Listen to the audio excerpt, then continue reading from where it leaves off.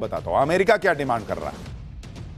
America कह रहा है कि ईरान से पक्की गारंटी लेगा कि वो कभी परमाणु हथियार डेवलप नहीं करेगा, न्यूक्लियर प्रोग्राम पर पूरी तरह से रोक लगाएगा, संवर्धित यूरेनियम का पूरा स्टॉक देश से बाहर करेगा, बैलिस्टिक मिसाइल क्षमता और मिलिट्री इंफ्रास्ट्रक्चर को नष्ट कर देगा, यूएन की निगरानी में ईरान के बाहर सिविलियन न्यूक्लियर प्रोग्राम होगा, हमास हिजबुल्लाह और जैसे प्रॉक्सी ग्रुप्स को सपोर्ट बंद करेगा, इजराइल पर हमले बंद करेगा, स्ट्रेट ऑफ हॉर्मुज को फिर से खोलना होगा, अमेरिकी और इजरायली जहाजों की सुरक्षा, आसपास के देशों के एनर्जी इंफ्रास्ट्रक्चर पर हमले बंद करने होंगे। यानी जो अमेरिका कह रहा है वो लगता नहीं ईरान मानेगा, और जो ईरान कह रहा है वो तो अमेरिका नहीं मान सकता।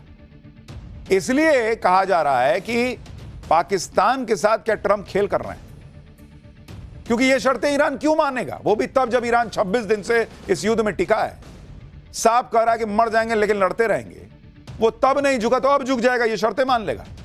इसके अलावा सबसे बड़ी बात यह है कि ईरान को यह पता है कि वो ट्रंप पर भरोसा नहीं कर सकता। ट्रंप कहते कुछ और हैं, करते कुछ और हैं। इसलिए सवाल उठ रहे हैं कि क्या ट्रंप कोई और प्लान बनाकर बैठे हैं? बातचीत, शर्तें सब दिखावा है क्या ट्रंप पाकिस्तान का इस्तेमाल कर रहे हैं? ट्रंप का प्लान बी क्या है आगे बताऊंगा, लेकिन आप यह भी देखिए कि इधर ट्रंप ईरान से बातचीत का दावा कर रहे हैं, उधर ट्रंप ने कल 25 दिन के युद्ध के बाद पहली बार पीएम मोदी से भी बातचीत की। मतलब जब ट्रंप युद्ध में सबसे अहम मोड़ पर खड़े हैं तब उन्होंने सीधे पीएम मोदी को भारत को फोन लगाया। और हमने आपको कहा था कि ट्रंप अब युद्ध में भारत की मदद चाहते हैं, ईरान से बातचीत में भारत की मदद चाहते हैं, दोनों में से कुछ भी हो सकता है। और इसका इशारा भारत में अमेरिकी राजदूत सर्जियो गौर दे रहे हैं। एक इंटरव्यू में पीएम मोदी और ट्रंप की बातचीत को लेकर सर्जियो गौर ने कहा कि जब अमेरिका ईरान से बातचीत कर रहा है तब ट्रंप पीएम मोदी को लूप में रखना चाहते हैं। पीएम मोदी ग्लोबल पजल का अहम हिस्सा है, यह बहुत ही अहम फोन कॉल था। सर्जियो गौर ने कहा कि हॉर्मुज स्ट्रेट को खुलवाना इस बातचीत के फोकस में था और राष्ट्रपति ट्रंप हमेशा पीएम मोदी की इन्वॉल्वमेंट का स्वागत करते हैं। सर्जियो गौर के बयान से संकेत मिल रहा है कि ईरान में आगे जो भी होगा उसमें अमेरिका भारत को भी एक एक्टिव स्टेक होल्डर की तरह देख रहा है। और क्या यह संभव है कि डोनाल्ड ट्रंप ने कल फोन करके पीएम मोदी को अपने प्लान बी के बारे में बताया है, भारत को उस प्लान बी के बारे में बताकर भारत को लूप में लिया है, क्योंकि भारत इस रीजन का बड़ा प्लेयर है। अब वो प्लान बी क्या है वो बताता हूं। आप ये भी देखिए कि कल जब से पीएम मोदी और डोनाल्ड ट्रंप की फोन पर बातचीत हुई तब से भारत में किस तरह की कूटनीति हो रही है। कल शाम को ही विदेश मंत्री एस जयशंकर ने भारत में ईरान के राजदूत डॉक्टर मोहम्मद फतहाली से मुलाकात की। आज विदेश मंत्री एस जयशंकर ने भारत दौरे पर आए अमेरिकी युद्ध विभाग के अंडर सेक्रेटरी एल्ब्रीज कोल्बी से भी मुलाकात की। अमेरिका मान रहा है कि ईरान के मामले में भारत की भूमिका इंपॉर्टेंट है। दूसरी तरफ भारत में ईरान के राजदूत डॉक्टर मोहम्मद फतहाली ने भी भारत को लेकर बड़ा बयान दिया। उन्होंने कहा कि पश्चिमी एशिया में बढ़ते तनाव को कम करने में भारत प्रभावी भूमिका निभा सकता है। भारत एक भरोसेमंद देश है जिसकी सबसे बड़ी ताकत यह है कि वह गलतफहमियों को दूर करने और बातचीत का रास्ता खोलने की क्षमता रखता है। भारत के पास पश्चिमी एशिया में तनाव घटाने की खास काबिलियत है, यह ईरान के राजदूत कह रहे हैं। यानी उधर अमेरिका भरोसा जता रहा है, इधर ईरान भी भरोसा जता रहा है कि भारत रास्ता निकाल सकता है। एक्सपर्ट भी मान रहे हैं कि भारत ही वो इकलौता प्लेयर है जिसके ईरान, अमेरिका, इजराइल और खाड़ी देश यानी जितने भी स्टेक होल्डर हैं सबसे अच्छे संबंध। यानी एक तरफ डिप्लोमेसी की बातें हो रही, लेकिन सबसे बड़ी दिक्कत है कि ये डिप्लोमेसी तो तब कामयाब हो ना जब आप जिसके लिए बात कर रहे हैं वो नेता कामयाब हो। लेकिन ट्रंप का तो कोई भरोसा ही नहीं है, क्योंकि एक तरफ ईरान को बात करने के ऑफर दे रहा है, दूसरी तरफ ट्रंप की अपनी सीक्रेट तैयारी चल रही है। यूएस नेवी के 2 वॉरशिप यूएसएस त्रिपोली और यूएसएस न्यू ऑरलियंस अगले 48 घंटे में ईरान के आसपास तय लोकेशन पर पहुंच जाएंगे। इन दोनों जहाज पर यूएस नेवी की 31st मरीन एक्सपीडिशनरी यूनिट के करीब 2200 कमांडो सवार हैं। तीसरा यूएस वॉरशिप यूएसएस बॉक्सर, इस पर यूएस नेवी के 11वीं मरीन एक्सपीडिशनरी यूनिट के 2500 मरीन कमांडो सवार हैं। मतलब अमेरिका के 3 जहाजों पर करीब 5000 मरीन कमांडो ईरान में घुसने के लिए पहुंच रहे हैं। इसके अलावा समंदर में अमेरिका की दूसरी तैयारियां देखिए। अमेरिका का एयरक्राफ्ट कैरियर अब्राहम लिंकन पहले से मिडिल ईस्ट में तैनात है। अब अमेरिका का दूसरा aircraft carrier USS George H.W. Bush भी मिडिल ईस्ट में पहुंच चुका है। इसने यूएसएस गेराल्ड आर फोर्ड पर ईरान के हमले के बाद उसकी जगह ली। जमीनी हमले के लिए अमेरिका ने अपनी 82वीं एयरबोर्न इमीडिएट रिस्पांस फोर्स के 3000 कमांडो को स्टैंड बाय मोड पर रखा। ये कमांडो आदेश मिलने के 18 घंटे के अंदर दुनिया के किसी भी कोने में पहुंचने की काबिलियत रखते हैं। यानी साफ साफ दिख रहा है कि डोनाल्ड ट्रंप प्लान बी पे काम कर रहे हैं, और वो प्लान बी है स्ट्रेट ऑफ हॉर्मुज को खुलवाने के लिए ईरान पर हमले करना, स्ट्रेट ऑफ हॉर्मुज पर हमले करना, ईरान में घुसना। अमेरिका अपने 5000 मरीन कमांडो के साथ ईरान में ग्राउंड ऑपरेशन कैसे शुरू करेगा, अगर करेगा तो, इस पर भी कई तरह की बातें हो रही हैं। एक्सपर्ट्स ईरान में 4 ऐसी लैंडिंग साइट्स के बारे में बात कर रहे हैं जहां से अमेरिकी कमांडो घुस सकते हैं, और उसे आपको मैप पे दिखाता हूं।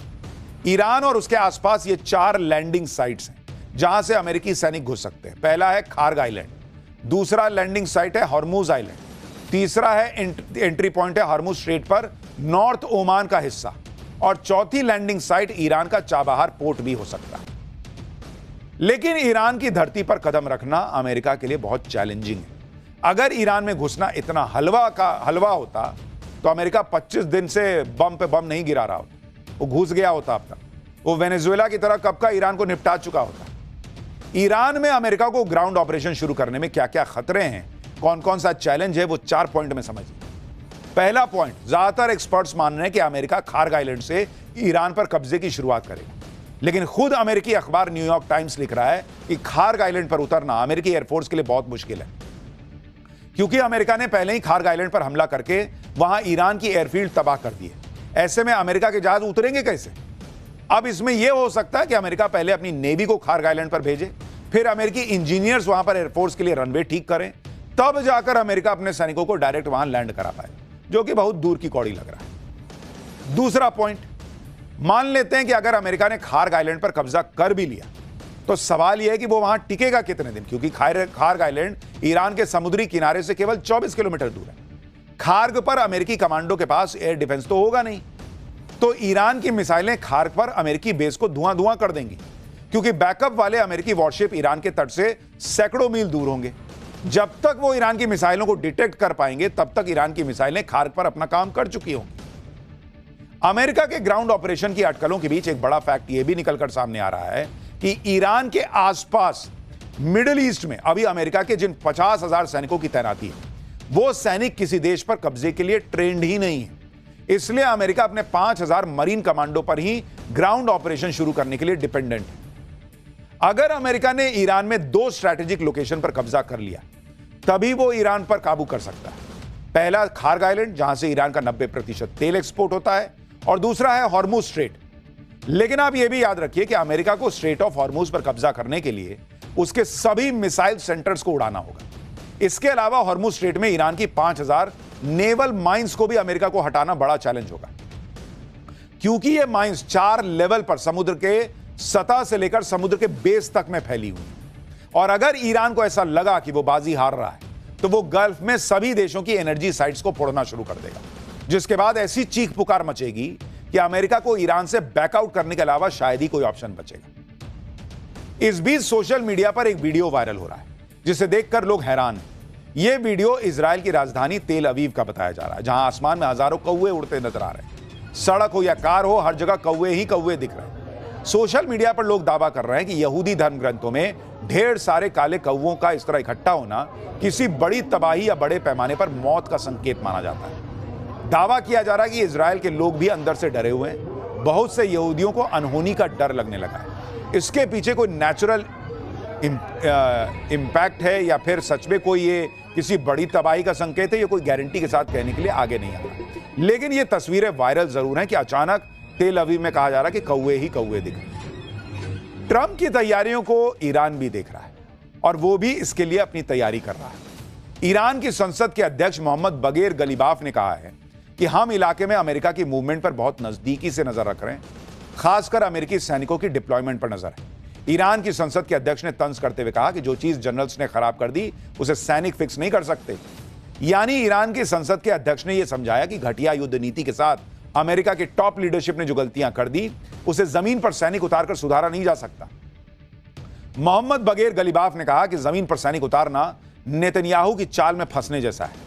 उन्होंने कहा कि अपनी जमीन की सुरक्षा करने के हमारे प्रण की परीक्षा मत लीजिए। ट्रंप ईरान पर सेना उतारने का प्लान बना रहे हैं और इसीलिए उन्होंने पाकिस्तान को बातचीत में लगा रखा है। उनको पता है मुनीर कुछ कर नहीं पाएगा। लेकिन उन्होंने सेटिंग करी, चल भाई तू ट्राई कर, कहीं कुछ निकल जाए, तुक्का लग जाए। और नहीं तो इस बातचीत के बीच वो जो है समय बाई कर रहे हैं, टाइम बाई कर रहे हैं, समय खींच रहे हैं ताकि उनके जहाज वहां पहुंच सके। और इसलिए हमने कहा ट्रंप का प्लान बी एक्टिवेटेड है। वो अब बहुत संभव है कि नया अटैक करेंगे ईरान पर, और इसीलिए हो सकता है कि उन्होंने नरेंद्र मोदी को फोन किया हो कॉन्फिडेंस में लेने के लिए, बताने के लिए कि अमेरिका आगे क्या करने जा रहा है। अब ट्रंप अगर ईरान पर सेना उतारने का प्लान बना रहे हैं तो यह प्लान जितना सैन्य तौर पर खतरनाक है उतना ही ट्रंप की पॉलिटिक्स के लिए भी खतरनाक है। सैन्य तौर पर इसलिए खतरनाक है कि ईरान कह रहा कि आओ ना, हम तो बैठे हैं, हम तो तुम्हारा इंतजार कर रहे हैं। रात में हमें ईरान की तरफ से ट्वीट आ रहा है कि आओ बेटा आओ, हम बैठे हैं, तुम्हारा इंतजार कर रहे हैं, आओ तो थोड़ा थोड़ा और पास आओ, थोड़ा आओ।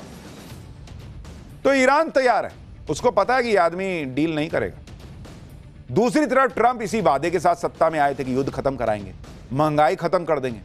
आज की डेट में दोनों नहीं हो रहा। जब से युद्ध शुरू हुआ तब से अमेरिका में तेल के दाम करीब 35% बढ़ गए।